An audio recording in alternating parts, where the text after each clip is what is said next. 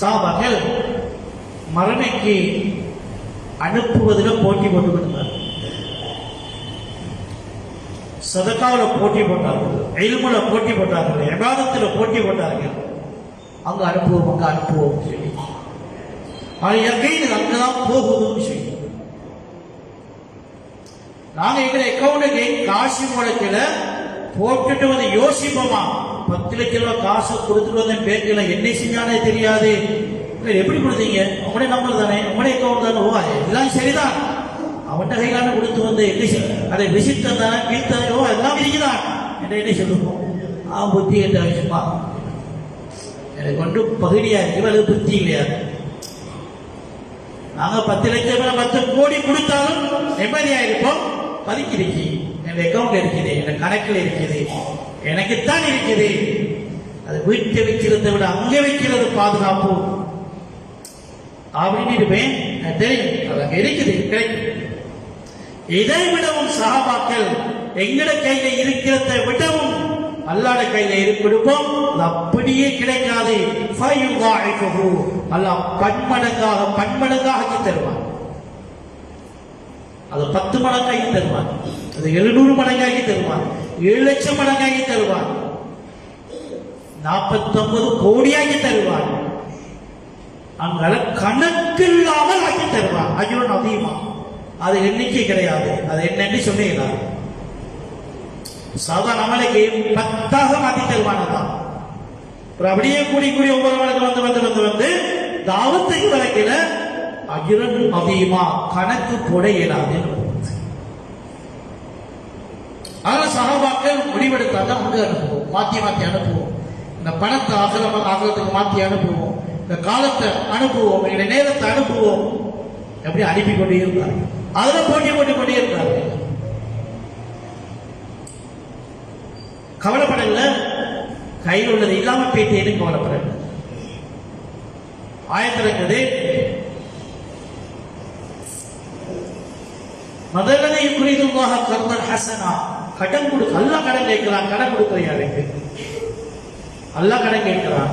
கடன் கொடுக்கிற யாருக்கு? ஏன் அப்படி கேட்கிறான்? கடன் என்பது கட்டாயம் திருப்பி கொடுக்கப்படும். அதனால மக்களை தீனுக்கு செலவழிங்க, அது கட்டாயம் திருப்பி தரப்படும்.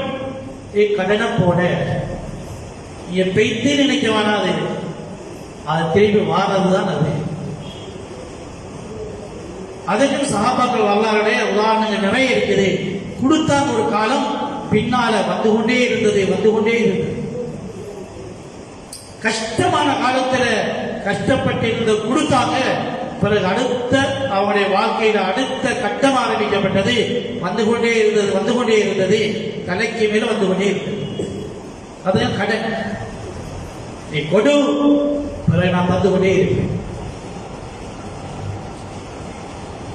சாமி வந்தா சொன்னா, யார் சொல்லுதா எனக்கு தொடர்ந்து தந்துட்டேன், நல்லா கடனா கேட்கலாம் தந்துட்டேன்.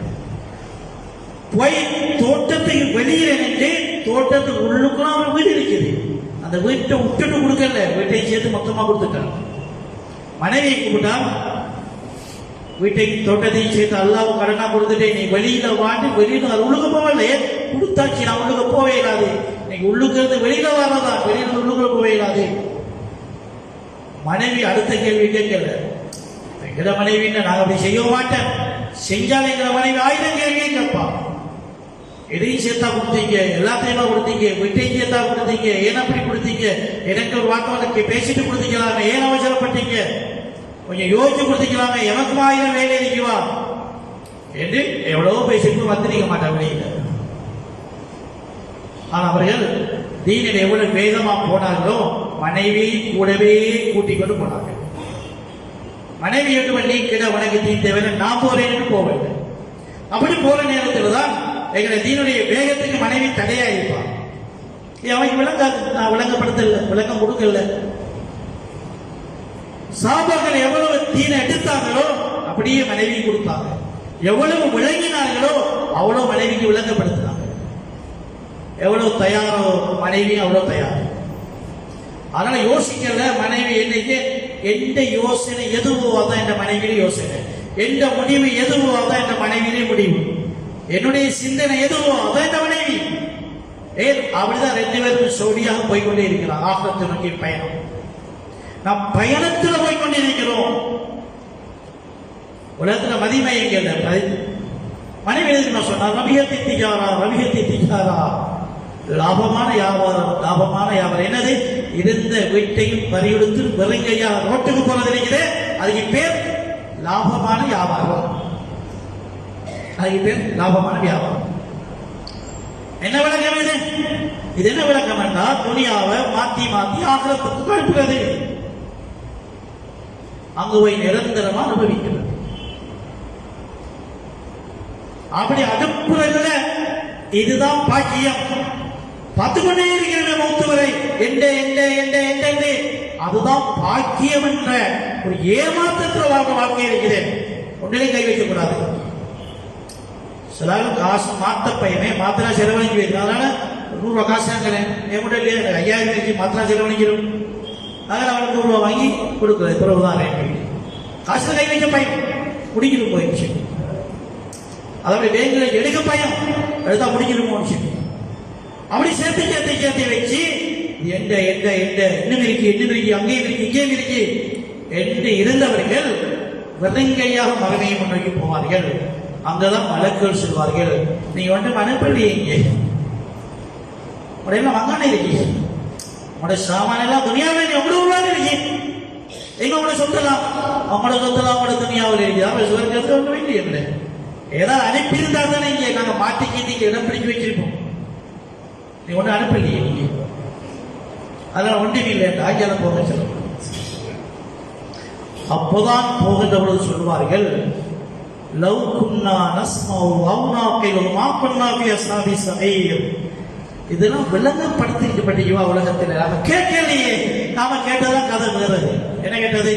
துனியாவில் எப்படி முன்னேறது, துனியாவில் எப்படி முன்னேறது, இன்னும் எப்படி சொத்து சேர்க்கிறது, இன்னும் எப்படி பிரபல்யமாகிறது, இன்னும் எப்படி எப்படி எப்படி போறது, அதுதான் கேட்டுக்கிறீங்க. அதுக்குத்தான் காது கொடுத்தது. இதுக்கெல்லாம் காது கொடுக்கலையே, இதுக்கெல்லாம் காது கொடுக்கலையே. இதுக்கெல்லாம் காது கொடுக்காத முசீபத்து எப்ப அவங்களுக்கு கண்ணுக்கு அவங்களுக்கு தெரியுதோ அப்ப அவங்களே சொல்லுவார்கள், லவ் குன்னா நஸ்மஉ.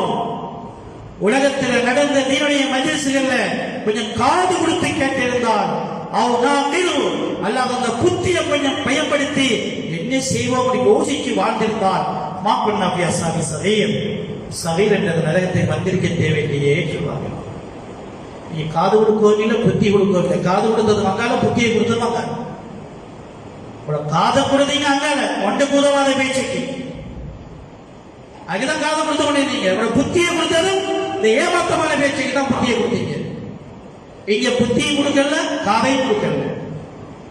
முடிவு ஸஈர் என்ற நரகத்துக்குள்ள வச்சுத்தான் விளங்க வரும்.